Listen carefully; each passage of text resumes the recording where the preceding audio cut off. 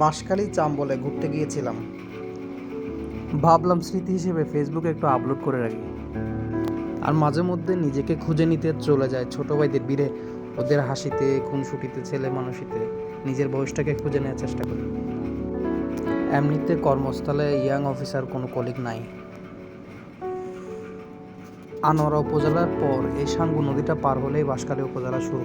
এখান থেকে আরও 1 ঘন্টা আমাদেরকে যেতে হবে।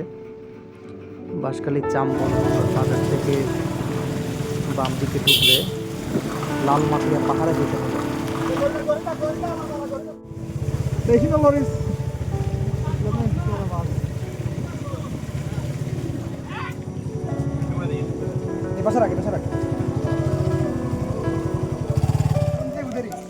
टूर गाइड तुम्हें रे मिनी काश्मीर मिनी काश्मीर গাড়ি নিয়ে আর ভিতরে যাওয়া যাবে না, বাকি পথটা মোটামুটি পাহাড়ি কাদামাটির রাস্তা। এ পথ দিয়ে আরও কমপক্ষে 40 মিনিট হাঁটতে হবে। বৃষ্টি পড়াতে রাস্তাটা অনেক যাইতে যেতে আবিদ মনে হয় 10-12টা আছাড় খাইছে।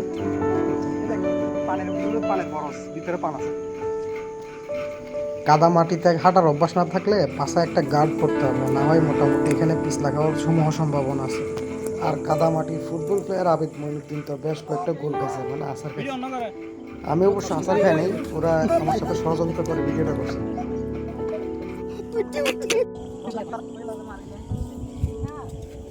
আমরা যাইতে যাইতে সন্ধ্যা হয়ে গেছিল, তাই আলো একটু কমে এসেছিল,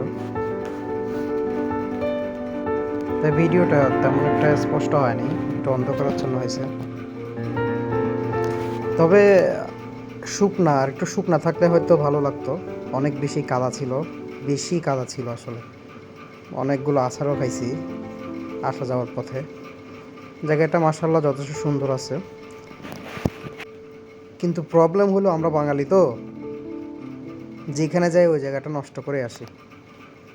যাওয়ার পথে আশেপাশে মানুষের ক্ষেত খামার আছে, অনেকের ক্ষেত দেখলাম মানুষ পাড়ায় নষ্ট করে ফেলছে। আর কোনো স্থানে গেলেও ওই জায়গার বা স্থানীয় মানুষদের কালচারকে তো সম্মান করতে হবে।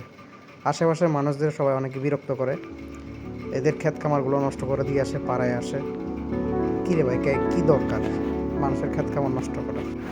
আর যেহেতু এটা কোনো সরকার ঘোষিত পর্যটনের স্পট না, এটা একটা সাধারণ লোকালয় বাঁশখালী চাম্বল এলাকার মধ্যে। ওখানে গ্রামের মানুষজনের ঘরবাড়ি, ওদের ক্ষেত খামার সব আছে।